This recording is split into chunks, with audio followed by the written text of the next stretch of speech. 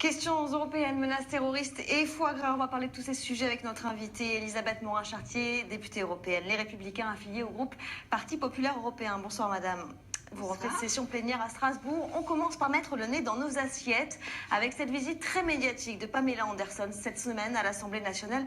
Elle venait défendre une proposition de loi visant à interdire le gavage des oies et des canards. Vous défendez bec et ongles le foie gras jusque dans les restaurants du Parlement européen.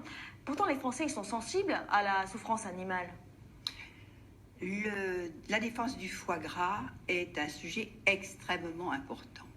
Pourquoi ? Parce que pour nous, c'est une culture, pour nous Français. C'est un savoir-faire, c'est un patrimoine.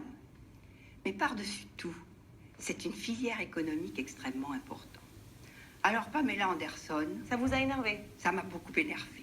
J'ai écrit à la dite députée qui s'est mêlée de vouloir stopper cette filière.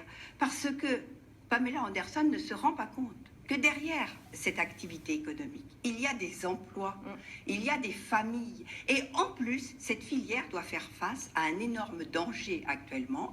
Elle est en zone rouge, en zone de risque, avec le problème de la grippe aviaire. On va y venir dans un instant, mais ça veut dire que le sujet de la souffrance animale, ce n'est pas un sujet parce qu'il y a un enjeu économique. Le problème est plus complexe. Le problème dans la filière foie gras, c'est que la demande mondiale augmente. Que la France produit 75% du foie gras consommé au niveau mondial. Et d'ailleurs, 80% de cette production française vient de notre région. De notre grande région. Si les normes que nous mettons en production au niveau européen sont extrêmement contraignantes, si on recule devant le gavage, qu'est-ce qui va se passer?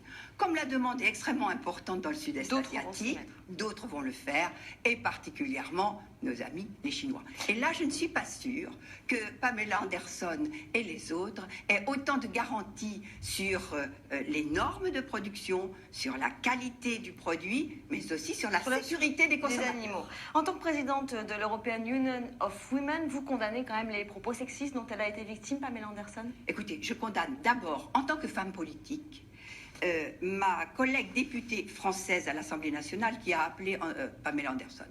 Un politique qui connaît son sujet, il n'a pas besoin d'aller chercher alerte à Malibu pour défendre son dossier.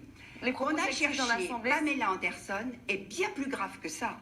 C'est pas seulement le féminisme qui m'exaspère, c'est le fait qu'on fasse un buzz mondial avec Pamela Anderson.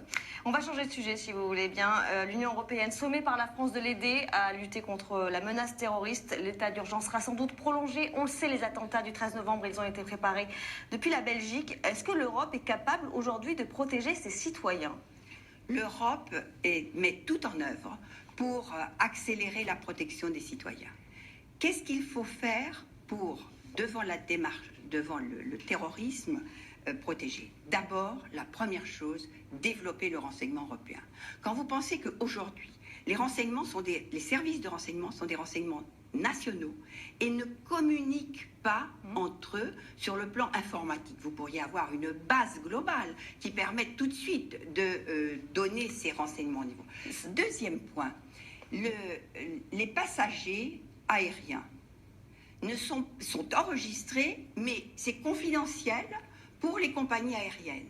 Il n'y a pas d'accès à cette base de données. Nous avons besoin, au niveau européen, de voter ce Passenger Name Recorder. Or, ça fait très longtemps que le débat tourne autour de ce Oui, vous faites bien de me poser la question. Quand on voit la vitesse d'action des... Je me suis déplacée auprès des ministres du gouvernement français. J'étais semaine dernière à Matignon sur ce sujet. Et j'ai dit au ministre, puisque vous avez besoin, le président de la République, le Premier ministre, vous avez tous besoin de ce Passenger Name Recorder pour assurer la sécurité générale. Alors dites donc à vos députés socialistes français de le voter au niveau du Parlement européen. J'espère que je vais être entendue. Une dernière question, on n'a plus beaucoup de temps. En septembre dernier, au début de la crise des migrants, vous étiez venu ici vous féliciter qu'Angela Merkel ouvre la voie aux migrants. Après les incidents de la nuit de la Saint-Sylvestre à Cologne et dans d'autres villes d'Allemagne, vous regrettez? Non, pas du tout. Angela Merkel a très bien fait, mais j'en veux aux chefs d'État et de gouvernement de toute l'Europe de ne pas s'être mis d'accord sur la réaction, l'action générale pour accueillir les réfugiés et les migrants. Et donc c'est ce chaos général, par manque d'organisation européenne sur l'accueil des migrants, qui a abouti à cette fameuse nuit de la Saint-Sylvestre à Cologne. Merci beaucoup, c'est déjà terminé. Merci beaucoup, Madame Elisabeth Augmorin-Chartier. On va laisser la main maintenant au journal.